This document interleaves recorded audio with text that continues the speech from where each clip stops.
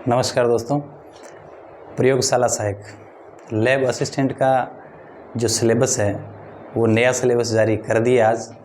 तो आज हम इस सेशन में लैब असिस्टेंट या प्रयोगशाला सहायक के सिलेक्शन की रणनीति क्या हो, किस तरीके से पढ़ा जाए, कहाँ से पढ़ा जाए, कितना पढ़ा जाए, ऐसा पढ़े नपातुला पढ़े ताकि हमारा सिलेक्शन सुनिश्चित हो सके। तो आज के इस सेशन में हम इन्हीं तमाम मुद्दों पर चर्चा करेंगे। तो आइए सिलेबस का भी विश्लेषण करेंगे और इन तमाम मुद्दों पर भी चर्चा करेंगे। देखो, जैसा कि आप लोगों को पता है कि 2 पेपर है इसमें, लैब असिस्टेंट में 2 पेपर है। देखो, तीन सब्जेक्ट के लैब असिस्टेंट की वैकेंसी है। एक तो साइंस की, जिस स्टूडेंट के पास 12th में बायोलॉजी है, पीसीबी है, वो फॉर्म भर सकता है, वो बायोलॉजी के लिए लैब असिस्टेंट। एक भूगोल के लिए ज्योग्राफी, जिसका 12th में ज्योग्राफी है, वो ज्योग्राफी के लिए लैब असिस्टेंट के लिए अप्लाई कर सकता है। और जो तीसरा है वो है होम साइंस, जिसके 12th में होम साइंस सब्जेक्ट रहा वो भी अप्लाई कर सकता है। तो इनमें तीनों में फर्स्ट पेपर तो कॉमन है, जिसमें आपका राजस्थान सामान्य अध्ययन रहेगा, जैसे राजस्थान जीके, जिसमें तीनों पार्ट है, राजस्थान का इतिहास, राजस्थान की कला संस्कृति और राजस्थान का ज्योग्राफी। और एक पेपर उनका होगा सब्जेक्ट का। तो ये जो पेपर है बराबर वेटेज के। देखो, कॉमन जो है, जैसा कि आप देख रहे हो, 100 नंबर का कॉमन पेपर होगा राजस्थान का, भूगोल, इतिहास और कल्चर। ठीक, बिंगे सके सके आप और देखा तो करंट अफेयर्स भी है राजस्थान को, और भारत और विश्व का सामान्य ज्ञान भी। ये जनरल स्टडीज है, कॉमन कॉमन बातें पूछेंगे। तो ये 100 प्रश्न है और 200 अंक के हैं। ठीक है, 2 घंटे पेपर का टाइम पीरियड रहेगा। दूसरा जो पेपर है, दूसरा पेपर अलग अलग सब्जेक्ट के लिए, जैसे साइंस का है ना, तो पीसीबी, फिजिक्स, केमिस्ट्री, बायोलॉजी, उनके लिए सेम रहेगा। 100 सवाल, 200 नंबर, 2 घंटे। तो एक तो बात ये निकल कर सामने आई कि एक जो कॉमन पेपर रहेगा वो राजस्थान अध्ययन का रहेगा, राजस्थान सामान्य अध्ययन। अब आपको करना क्या है, चाहे आपके पास पीसीबी हो, चाहे साइंस हो, चाहे ज्योग्राफी हो, चाहे आपके पास होम साइंस हो, सब्जेक्ट तो नो डाउट सब लोगों ने 12वीं में पढ़ा है, तो 11वीं 12वीं की किताब से ही सवाल बनेंगे आपके पेपर में, लेकिन मूल रहेगा वो राजस्थान का अध्ययन रहेगा। तो सभी स्टूडेंट्स को राजस्थान पे थोड़ा फोकस करना है, क्योंकि सब्जेक्ट तो आपका ऑलरेडी अच्छा ही होगा, और उसमें 80% यदि आपका तैयार है, 80 से ऊपर तो वैसे नहीं जाना, 80 के ऊपर बहुत टफ होता है। और यहाँ थोड़ा सा अध्ययन, ये राजस्थान अध्ययन पे थोड़ा सा फोकस कर लोगे तो आपको 60-70 तक आराम से पहुँच जाएंगे। थोड़ा गहन अध्ययन करोगे तो ये पेपर आपको न केवल मेरिट दिलाएगा बल्कि गृह जिले में पोस्टिंग भी दिलाएगा। तो ये तमाम बातें हैं, थोड़ा सा और अपन इसको देखेंगे। चलिए नेक्स्ट देखो, सबसे पहले हम पेपर सेकंड की बात कर लेते हैं।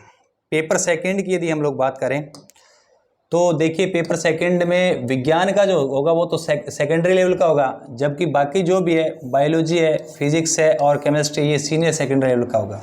कुल मिला के मोटा मोटी बात ये है कि आपको 11th-12th का जो ये किताब 11th-12th का एकदम अक्षरश याद करना है। और मैं फिर कह दूँ, 11th-12th की जो किताबें हैं उसके पीछे के जो सवाल है ना, एग्जैक्ट वैसे के वैसे डायरेक्ट वही उठा के वो देते हैं ज़्यादातर, तो है ना। बाकी सवाल किताब के अंदर से, चैप्टर के अंदर से बनते हैं। इसमें कॉमन बातें हैं कि इसमें 1/3 ऋणात्मक अंकन है, ये तो नॉर्मल है, सब में ही होता है। फिर देखो, सिलेबस की थोड़ी सी विस्तृत चर्चा कर लेंगे। जो पहला कॉमन पेपर है, पेपर फर्स्ट की यदि हम लोग बात करें तो नॉर्मली 3 है, राजस्थान का इतिहास है, कला संस्कृति है, भूगोल है। लेकिन इसके अंदर सिलेबस को बहुत डिटेल से दे रखा है, थोड़ा सा देख लेते हैं, और इसमें मैं आपको बताता चलूँगा कि आपको किन पॉइंट पे फोकस करना है, ताकि आप जब तैयारी करो और ये जो पॉइंट्स आप सिलेबस में पढ़ो तो उन पॉइंट पे आपको थोड़ा सा ज़्यादा ध्यान देना है, क्योंकि सवाल अक्सर वही बनते हैं। तो आइए देखते हैं। सबसे पहले राजस्थान के इतिहास, कला और संस्कृति सामान्य ज्ञान से सबसे पहले इतिहास के स्रोत दे रखे हैं। ध्यान रखना, इतिहास के स्रोत की बात करें तो ये इतिहास के स्रोत PPCCH से आप याद रख सकते हो, पुरातात्विक, पुरालेखीय, साहित्यक, स्थापत्य और इतिहासकार। ठीक है, इनमें से देखो सवाल आता है कि मैं आपको बता देता हूँ। इसमें शिलालेख और आप एक तो शिलालेख ध्यान रखना, शिलालेख से सवाल पूछा जाता है, एक सिक्कों से सवाल आता है, तो 2 ध्यान रखिए। बाकी बहुत सारे मैं आपको ब्रीफ में बताता जा रहा हूँ। राजस्थान के प्रागैतिहासिक सभ्यताएं, प्रागैतिहासिक सभ्यताओं में आप जो भी पढ़ोगे जैसे राजस्थान में प्राचीन काल में जैसे बागोर है, भीलवाड़ा, बागोर सभ्यता, भीलवाड़ा है, दर्रा, अलेनिया, दर, बेराट, ये तमाम जो सभ्यता है, टोटल सभ्यता, जैसे कालीबंगा हो गया, बेराट हो गया, गणेश्वर हो गया, जो आहड़ की सभ्यता हो गया, ये तमाम जो सभ्यता है इनसे आपके सवाल बनते हैं। ये इनकी खुदाई वगैरह से संबंधित सवाल पूछ लेते हैं या इसमें प्राप्त होने वाले एविडेंस, तो थोड़ा ध्यान रखिएगा। उसके बाद बात करेंगे राजस्थान के प्रमुख राजवंश है। प्रमुख राजवंशों में ध्यान रखना चौहान, गुर्जर, प्रतिहार, इसके अलावा हमारी जो भी रियासत है मारवाड़, मेवाड़, बीकानेर, इसके अलावा हड़ौती के जो चौहान है वो जयपुर या आमेर का कछवार वंश, जाट राजवंश, जैसलमेर के भाटी वंश और करौली के यादव वंश। बस यही है, यहाँ से आपके सवाल पूछे जाएंगे। मुगल राजपूत संबंध, इसको थोड़ा सा अलग तरीके से दे रखा है, थोड़ा ध्यान रखना है आप लोगों को कि मुगल राजपूत संबंध में, मुगल राजपूत संबंध की बात करें तो बीकानेर का राय सिंह, मारवाड़ का चंद्रसेन, मेवाड़ का जो है सांगा प्रताप राज सिंह, ठीक है, और जयपुर में आमेर या जयपुर के कछवा में मान सिंह, भगवान दास और भारमल, सवाई जय सिंह और मिर्जा राजा जय सिंह। यहाँ से सवाल पूछे जाएंगे। मैं पॉइंट बता रहा हूँ। स्थापत्य कला की विशेषताएं, नॉर्मल आपको दुर्ग वगैरह जो भी देखना है। महत्वपूर्ण किले है ना, स्मारक, स्मारक में छतरियाँ, महल सब आ जाएंगे। नेक्स्ट हम बात करेंगे राजस्थान के धार्मिक आंदोलन और लोक देवी देवताएं। देखो राजस्थान में 3 टॉपिक एक साथ आपको पढ़ने हैं, लोक देवता, लोक देवियाँ और लोक संत। लोक संत में लोक संप्रदाय आप पढ़िए, लोक संप्रदाय से सवाल आजकल पूछे जा रहे हैं, उनके क्या ग्रंथ है और इस तरीके से उनकी पीठ कहाँ है, तो ये सारी चीज़ें आपको देखना है। मेले, त्यौहार, लोक संगीत, लोक नृत्य, लोक नाट्य, वाद्य यंत्र और आभूषण। देखो ये जो 8वां पॉइंट, एक पॉइंट में 4-5 पॉइंट दे रखे, मेले त्यौहार, मेले त्यौहार से एक आधा सवाल फिक्स आता जाता है। लोक नृत्य, लोक नाट्य जैसे गौरी राई हो गया, भवाई हो गया, है ना, चार बैत हो गया, और इसके अलावा आभूषण। तो ये तमाम जो चीज़ें आपके कला और संस्कृति में जहाँ से आपके सवाल पूछे जाएंगे। नेक्स्ट हम बात करें राजस्थान की संस्कृति, नॉर्मल है। महत्वपूर्ण ऐतिहासिक पर्यटन स्थल, पर्यटन स्थल में ध्यान रखना आरटीडीसी के होटल पूछेंगे, है ना, आरटीडी के जो होटल और होटल के साथ मेले और महोत्सव राजस्थान सरकार के, क्लियर है, यहीं से सवाल पूछे। राजस्थान के प्रमुख व्यक्तित्वों की यदि हम बात करें तो हमारे स्वतंत्रता संग्राम से जुड़े हुए जो व्यक्ति है उनसे सवाल आपके बनते हैं। नेक्स्ट, राजस्थान की रियासतों में ब्रिटिश संधि 1857 का जन आंदोलन, 1857 की क्रांति के बिना राजस्थान के इतिहास में सवाल बनता ही नहीं है। तो 1857 की क्रांति में ध्यान रखिएगा, विद्रोह की तिथि, नेता और प्रमुख घटना यही याद रखना है, कचरा नहीं याद रखना। सेंटर, तिथि, प्रमुख नेता, दमनकर्ता, बस वनडे एग्जाम में ये सवाल पूछे जाते हैं। नेक्स्ट देखिए, नेक्स्ट हम लोग देखेंगे तो देखो जनजातीय आंदोलन, प्रजामंडल आंदोलन और एकीकरण। देखो ये 5 टॉपिक आप याद रखना है। 1857 की क्रांति, किसान आंदोलन, जनजातीय आंदोलन, प्रजामंडल और एकीकरण, 5 आधुनिक राजस्थान के इतिहास के टॉपिक अक्षरश याद कर लीजिए। राजस्थान के इतिहास के आधे से ज़्यादा सवाल यहीं से मिलेंगे, फिर कह रहा हूँ नोट करते जाना। नेक्स्ट हम बात करेंगे राजस्थान के भूगोल की स्थिति और विस्तार। मैं कह रहा हूँ राजस्थान की स्थिति और विस्तार में याद रखिए अक्षांश और देशांतर से जरूर सवाल पूछा जाता है, अक्षांश और देशांतर, तो अक्षरश इनको याद करना है। कई कॉमन सवाल है जो बार बार पूछे जाते हैं। भौतिक प्रदेश, राजस्थान को 4 भौतिक प्रदेश में बांटा गया है, ठीक है। देखिए भौतिक प्रदेश की बात करें तो पश्चिम रुस्तलीय प्रदेश, अरावली, पूर्वी मैदान और दक्षिणी पूर्वी पठार। तो इन भौतिक प्रदेशों से में संबंधित विशेषता जैसे लाठी सीरीज क्या है ना, उड़िया का पठार का है, इस टाइप के सवाल आपसे पूछते हैं। नेक्स्ट हम बात करेंगे राजस्थान का अपवाद तंत्र, जिसमें ध्यान रखना नदियां और झीलें दोनों ही पढ़ना है आप लोगों को। राजस्थान की जलवायु, उसके बाद राजस्थान की मृदा में ध्यान रखना। बेनेट महोदय का 1991 का जो वैज्ञानिक वर्गीकरण है वहां से सवाल आपके पूछे जाएंगे। नेक्स्ट देखिए प्राकृतिक वनस्पति वनों का वर्गीकरण से संबंधित सवाल पूछे जाएंगे आपसे। आरक्षित, संरक्षित और अवर्गीकृत से संबंधित सवाल आएंगे। वन और वन्य जीव संरक्षण के लिए अंदर याद रखना है एनपी, नेशनल पार्क और सेंचुरी से सवाल आएंगे, क्लियर है। पर्यावरणीय और पारिस्थितिकी मुद्दे, यहाँ जैसे जैव विविधता से संबंधित सवाल पूछे जाएंगे। मरुस्थलीकरण, ये इससे जुड़ा हुआ टॉपिक है। कृषि, जलवायु प्रदेश और प्रमुख फसलें। कृषि जलवायु प्रदेश की बात करें तो राजस्थान में 10 कृषि जलवायु प्रदेश है। कई बार तो सिंपल ये फैक्ट पूछ लिया जाता है। और इसके साथ फसलों की बात करें तो राजस्थान में बहुत सारी फसलें, इसमें भारत में राजस्थान की रैंक फर्स्ट है। तो इस तरीके से थोड़ा थोड़ा ध्यान रखिए। पशुधन की बात करें, पशुधन में मैं आप लोगों को बता दूं, यदि पशुधन की बात करें तो पशुधन में पशुओं की नस्लें पूछते हैं, है ना, तो साथ साथ याद रखिए पशुधन में नस्लों से संबंधित सवाल पूछे। बहुउद्देशीय परियोजना, फिर बता दूं बहुउद्देशीय परियोजना में याद रखिए गंगनेर और आईजीएनपी, गंगनेर आईजीएनपी, चंबल माही, जाखम, मोती झील और जवाई बांध, बिसलपुर परियोजना। ये परियोजना है जहाँ से लगभग सवाल आपके बन जाएंगे। नेक्स्ट बात करें सिंचाई परियोजना, इसी से जुड़ा हुआ है। जल संरक्षण की परंपरागत विधियां, जल संरक्षण की परंपरागत विधियों से सवाल बनने की प्रबल संभावना है। परिवहन की बात करें, यह तो सामान्य। खनिज संपदा, ध्यान रखना खनिज संपदा में कुछ प्रमुख खनिज है राजस्थान के, उनमें थोड़ा सा आपको ध्यान रखना है। एक तो खनिज का ऐसा कौन सा है और एक खनिज की खान और जिला। तो खान, जिला और ऐसा, ये तीन चीज ही ध्यान रखना है, बाकी कचरा नहीं पड़ना आप लोगों को। चलिए नेक्स्ट हम देखते हैं राजस्थान के समसामयिक मामले, करंट अफेयर्स। राजस्थान का ही देखना है विशेष तौर से ना, तो ये थोड़ा जो भी आप देखो क्रोनोलॉजी देखो, उसमें राजस्थान वाला पार्ट ही आपको पढ़ना है। भारत और विश्व का सामान्य ज्ञान, ये बेसिक जैसे भारत का भूगोल हो गया, विश्व का भूगोल हो गया, नदी पहाड़ पर्वत श्रृंखला वगैरह जो भी है आपके मरुस्थल है ना, ये चीजें देखनी। भारतीय संविधान भी थोड़ा सा देख लेंगे हम लोग। शैक्षणिक मनोविज्ञान, नेक्स्ट देखो। तो ये तो पहला पेपर हो गया जिसका हमने मोटा मोटा विश्लेषण किया, और आप समझ गए होंगे। मैंने साथ साथ आपको ये भी बताया कि कौन से चीज़ों पर आपको फोकस करना है। सिलेबस जो आपका है उसमें जो पेपर के अंदर जो पैटर्न, किस पैटर्न से सवाल बनते हैं और सवाल आने की संभावना क्या, वो एरिया भी मैंने साथ साथ आपके बताया, तो आप थोड़ा ध्यान रखें। नेक्स्ट याद रखिए, पेपर सेकंड की हम लोग बात करें तो पेपर सेकंड में तो आपको ध्यान है जैसा कि अलग अलग है। मान लीजिए आपका पेपर पीसीबी है तो उसका अलग होगा, और ज्योग्राफी है तो उसका ज्योग्राफी का होगा, और होम साइंस है तो उसका होम साइंस का होगा। तो हम पीसीबी की बात करें तो मोटा मोटी मैं आपको बता देता हूँ, फिजिक्स, केमिस्ट्री और बायोलॉजी। मैं फिर बता दूं, पीसीबी 11th और 12th, यदि आप ये सिलेबस मोटा मोटी देखोगे, 11th 12th जो क्लास है उस क्लास की जो बुक्स है, आप उन बुक्स को अक्षरश याद कर लो। अक्षरश का मतलब आप समझ गए, एज इट इज। मैं कह रहा हूँ इन बुक्स से सवाल बनेगा, और जो पीछे एबीसीडी जो सवाल है ना जो दे रखा है ना एमसीक्यू, वहीं से सवाल आते हैं। और आप मान के चलिए पीछे का जब पेपर उठा के देखोगे तो आप सब यही पाओगे जो मैं आपको बता रहा हूँ। तो 11th 12th की जो बुक है वो सफिशियंट है आपके लिए। जैसा कि आप इसमें देखोगे है ना, जैसे ये पूरे चैप्टर देख रहे हो तो इनका शायद नंबरिंग भी चेंज नहीं है ना, जैसा आपने 11th 12th में पढ़ा, आवर्त बीजी, अकारिकी, पादप, शरीर, उत्तक है ना, ये सारी की सारी जो चीजें हैं आपके 11th 12th वाला दे रखा है, तो आप देख सकते हो है ना। ये देखो, पर्यावरण, पारिस्थितिक तंत्र, पारिस्थितिक अनुकूलन, ये सारा जैव प्रौद्योगिकी हो गया, पूरा पुनर्योजित डीएनए तकनीकी, ट्रांसजेनिक पादप, जंतु, नैतिक मुद्दे है ना, चिकित्सा क्षेत्र में जैव इनका क्या महत्व है, ये सारा का सारा जो आप देख रहे हो, ये सारा का सारा मामला जैसे 11th 12th में हमने पढ़ा था, कोशिका सेल संरचना, असीम ससीम केंद्रिका, कोशिका सिद्धांत, कोशिका विभाजन, ये सारा 11th 12th का जो बुक है उसका एक भी चैप्टर उन्होंने छोड़ा नहीं है। कंप्लीट 11th 12th का पूरा कोर्स उन्होंने कवर कर रखा है।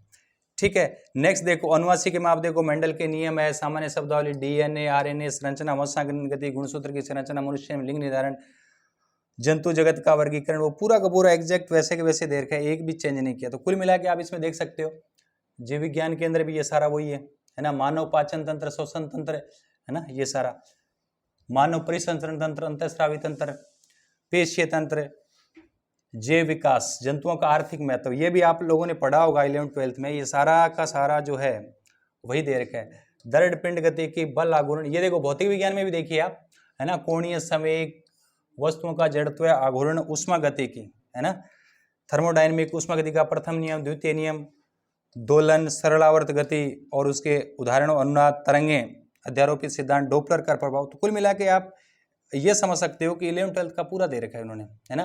देखो इलेक्ट्रोस्टैटिक्स है ना, स्थिर विद्युत, कूलाम का नियम, विद्युत क्षेत्र, गाउस का नियम, विद्युत धारा, इलेक्ट्रिक करंट है, प्रकाशिकी भी वो सारा दे रखा, परमाणु का बोर सिद्धांत, नाभिक, द्रव्यमान क्षति, नाभिकीय बंधन ऊर्जा, अर्धचालक, तो एनपी संधि, ट्रांजिस्टर। उसके बाद केमिस्ट्री की हम बात करें तो जैसा कि आपने देखा कि बायोलॉजी और फिजिक्स के अंदर जैसा 11th 12th का है सेम वैसा देखो यहाँ देखिए, आवर्त सारणी, पूरा आवर्त सारणी पूरा डिटेल में एक एक पॉइंट दे रखा है। आवर्त सारणी देख लीजिए, पूरा जो है पीरियोडिक टेबल है, इसमें सारा दे रखा है। नेक्स्ट आप देखिए सेकंड यूनिट में एस और पी ब्लॉक के एलिमेंट्स दे रखे हैं, पूरा का पूरा चैप्टर दे रखा है। नेक्स्ट देखिए केमिकल इक्विलिब्रियम, रासायनिक साम्य, नेक्स्ट आयोनिक इक्विलिब्रियम है ना, आयनिक साम्य, नेक्स्ट जो गैसीय अवस्था, लिक्विड स्टेट, द्रव अवस्था, चैप्टर वाइज दे रखा सारा ही, द्रव के गुण धर्म ये। नेक्स्ट देखिए ठोस अवस्था, ठोसों के गुण धर्म, पूरा का पूरा एकदम बिल्कुल डिटेल में दे रखा है सिलेबस, जैसा बुक में लिखा होता है। सॉल्यूशंस, विलियन, विलय, विलायक, विलियन, विलियनों के प्रकार भी दे रखा है, राहुल का नियम, आदर्श और अनादर्श विलियन, नेक्स्ट देखिए, कार्बनिक यौगिक का नामकरण और सामान्य गुणधर्म, जैसा हमने 11th-12th में पढ़ा है पूरा का पूरा IUPAC के नामांकन, प्रेरण प्रभाव, ठीक है। तो ये कुल मिला के आप समझ गए होंगे हाइड्रोकार्बन्स। तो ये आपका PCB का हो गया। इसके बाद यदि हम बात करें तो नेक्स्ट आपका आएगा ये ज्योग्राफी वाला, नेक्स्ट आपका आएगा ज्योग्राफी वाला। ये देखिए, देखो फर्स्ट पेपर तो सबके लिए कॉमन है। फिर आपने देखा साइंस वाला, साइंस में आपने क्या देखा, साइंस में PCB 11th-12th की किताबें कर लो, सफिशियंट है, मोर देन सफिशियंट है। थोड़ा सा प्रैक्टिस के लिए कोई आप प्रैक्टिस सेट ले सकते हो, ठीक है। नेक्स्ट हम देखेंगे प्रयोगशाला साइकिल, भूगोल का जो सिलेबस है, भूगोल में देखो वही होगा नॉर्मल, वही 1/3। अब देखो भूगोल के अंदर अब इनके थोड़ा सा ये फायदा हो जाएगा। देखिए सामान्य देने का पेपर तो वही है जो हमने देखा है फर्स्ट पेपर, यहाँ दोबारा फिर से दे दिया है ना। नेक्स्ट देखो ये मेले त्योहार वो सारा वही दे रखा है। सेकंड पेपर की हम बात कर लेते हैं। ये देखिए सेकंड पेपर की हम बात करेंगे। सेकंड पेपर आप देखोगे तो देखो भूगोल एक समाकलित विषय के रूप में भूगोल की शाखाएं, भौतिक भूगोल का महत्व, ये भी वही है जैसे आपने 11th-12th के अंदर ज्योग्राफी पढ़ी है ना, पूरा का पूरा एज इट इज वही दे रखा है। कुछ चीजें एक्स्ट्रा वो मैं आपको बताता चलूंगा।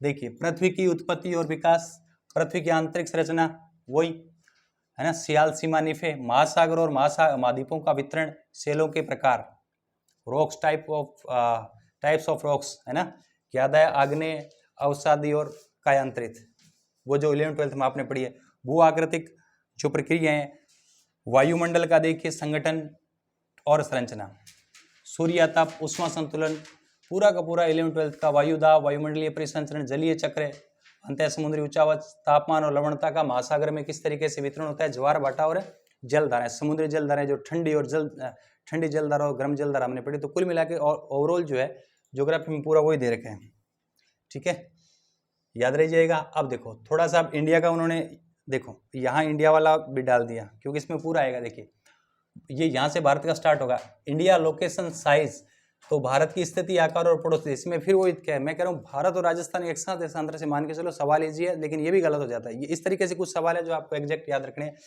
भू आकृति की खंड, जल संभरण संकल्पना, हिमालय प्रायद्वीपीय, भारत के अपवा तंत्र, आप समझ गए होंगे भारत का अपवा तंत्र, मानसून, जलवायु को प्रभावित करने वाले कारक। ये देखो इसमें सिलेबस के अंदर इस बार क्या किया है, टॉपिक देने के बाद जैसे चैप्टर का नाम देने के बाद चैप्टर में अलग अलग खंड होते हैं ना, सब पार्ट का भी नाम दे दिया है ना। तो इसलिए सिलेबस आपको बड़ा लग रहा है लेकिन बड़ा है नहीं। फिर देखो वन दे दिया, मृदा का प्रकार, मृदा दे दी, आपदाएं दे दी, अक्षांश देशांतर, समय निर्धारण, मानचित्र प्रक्षेप, स्थलाकृति, वायु, फोटोग्राफ, उपग्रह, बिंब, सुदूर संवेदन, आंकड़ों का ये पूरा दे रखा है। मौसम उपकरण संबंधी ये भी आपसे पूछेंगे, मौसम चार्ट्स का प्रयोग, मानव भूगोल, ह्यूमन ज्योग्राफी का भी आपको दे रखा है जैसे कि आपने पढ़ा होगा 12th क्लास की जो बुक है ना। अब जैसे ये सिलेबस स्टार्ट हो रहा है, ये पूरी 12th का आप देखोगे ज्योग्राफी, जैसे मानव भूगोल लगता है आपके 12th में, और BA सेकेंड ईयर में भी आपने पढ़ा होगा। तो मानव भूगोल में जनजाति है ना, जैसे कि बुशमैन हो गए, गोंड है, भील है, तो इनकी आर्थिक सांस्कृतिक विशेषताएं। नेक्स्ट देखो जनसंख्या का वितरण, घनत्व को प्रभावित करने वाले कारक, बिल्कुल एज इट इज वैसा ही दे रखा है। जनसंख्या वृद्धि के कारण, समस्या समाधान निवारण, जनसंख्या की संरचना, प्रवास है ना, मानव विकास संकल्पना, अधिवास, कच्ची बस्ती की समस्या, प्राथमिक व्यवस्था। अब देखो आप जैसे 12th का आपने यदि ज्योग्राफी पढ़ा है तो ये जो चैप्टर है ना, इसका नंबरिंग भी उन्होंने चेंज नहीं किया है, नंबरिंग भी चेंज नहीं किया, एग्जैक्ट वैसा का वैसा ही उन्होंने पूरा उठा के है ना छापा है। भूतल परिवहन, अंतर्राष्ट्रीय व्यापार, भारत की भूमिका, पर्यावरणीय समस्याएं, अम्लीय वर्षा वगैरह की जैसे है ना आ गया, संसाधन, ऊर्जा संसाधन, ये थोड़ा ध्यान रखिए। देखो इसमें दे भी रखा है ऊर्जा संसाधन में परंपरागत में दे रखा है जीवाश्म ईंधन, जिसमें देखिए कोयला, पेट्रोलियम और जल विद्युत जो है अलग है, और गैर परंपरागत में आप देखिए आणविक और जैविक। तो ये थोड़ा ध्यान रख लीजिए, यहाँ एक टाइप इस टाइप का सवाल बनता है आपके, बिल्कुल फिक्स पैट सवाल है कि कौन सा ऊर्जा संसाधन में जो परंपरागत है, कौन सा गैर परंपरागत है, या कौन सा नव्यकरणीय, कौन सा अनव्यकरणीय। तो ये कुछ एक सवाल होते हैं, इसको थोड़ा आप समझिए।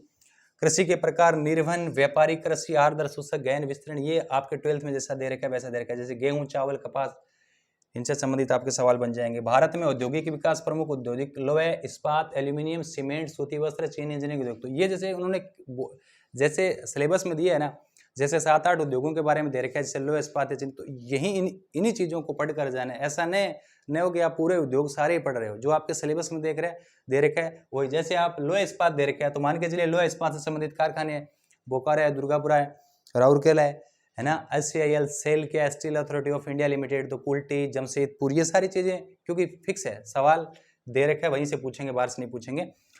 क्षेत्रीय नियोजन, प्रादेशिक असंतुलन, देखो मरु विकास कार्यक्रम, जनजातीय विकास कार्यक्रम, यहाँ से सवाल मान के चलिए मरु विकास से संबंधित या विकास से संबंधित जो परियोजनाएं हैं वहां से आपके सवाल बनने की प्रबल संभावना है। तो ये कुछ एरिया है जहां आप तैयारी करते टाइम ध्यान रखना, फोकस रखना कि ये एरिया मेरे को थोड़ा सा अच्छे से देखना है क्योंकि सवाल बनने की प्रबल संभावना है।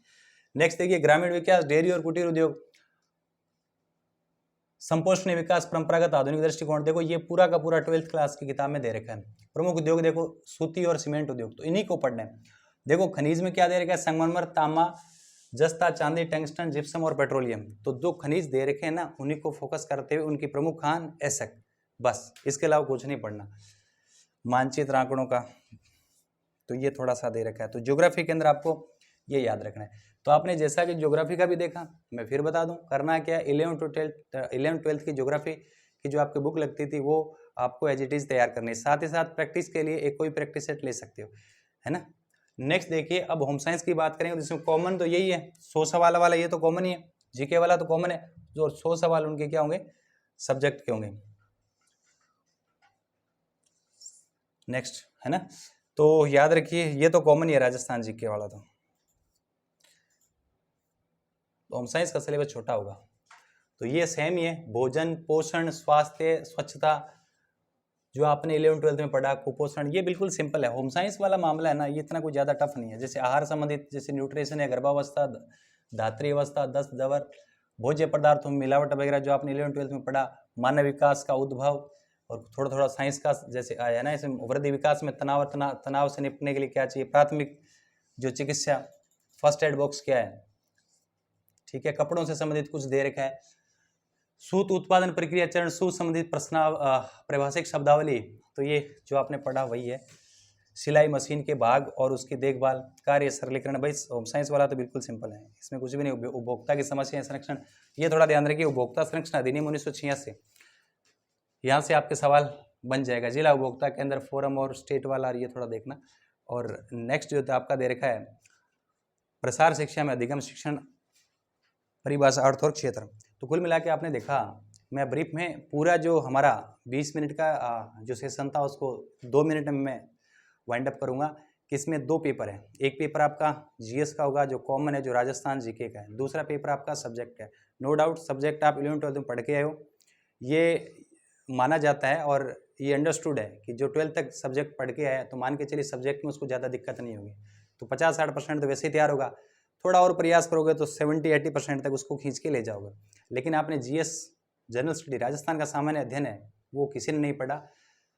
तो मेरी फ्रेंडली एडवाइस है कि यदि आप सीरियस स्टूडेंट जो सिलेक्शन चाहता है तो उसके लिए ये स्ट्रेटेजी है कि आप सब्जेक्ट के लिए आप जो भी है, चाहे साइंस है, चाहे आपके ये होम साइंस है, चाहे आपका ज्योग्राफी, 11th-12th का जो सिलेबस है उसको अच्छे से करना है, अक्षरश करना है। और पीछे वाले जो सवाल है उनको तो बिल्कुल 3, 4, 5, 7, 10 बार तक आप पढ़ दीजिए, क्योंकि एग्जैक्ट सवाल वही होंगे, ऑप्शन भी चेंज नहीं होगा। कुछ एक सवाल अंदर से भी बनेंगे, इसलिए अंदर से भी जो आप पढ़ रहे हो, जहाँ से चैप्टर के अंदर सवाल बनते हैं उनको भी सीखिए। तो एक तो ये रहेगा, एक प्रैक्टिस के लिए आप कोई प्रैक्टिस सेट ला सकते हो। नेक्स्ट बात रही फर्स्ट पेपर की। फर्स्ट पेपर के लिए आपको क्या करना है, राजस्थान के तीनों पार्ट, राजस्थान की हिस्ट्री है, ज्योग्राफी है और आपकी कला और संस्कृति, इसको अच्छे से याद करना है और इस तरीके से पढ़ना है कि सवाल किस टाइप से आते हैं। जैसा कि हमने 20 मिनट की चर्चा के दौरान मैंने प्रयास किया है कि जब जब टॉपिक पर चर्चा की तो कहाँ से सवाल बनते हैं, किस टाइप के सवाल बनते हैं, मैंने एक आपको आइडिया दिया है। तो ये चीज़ें आपके जहन में रहे जब आप तैयारी कर रहे होते हो।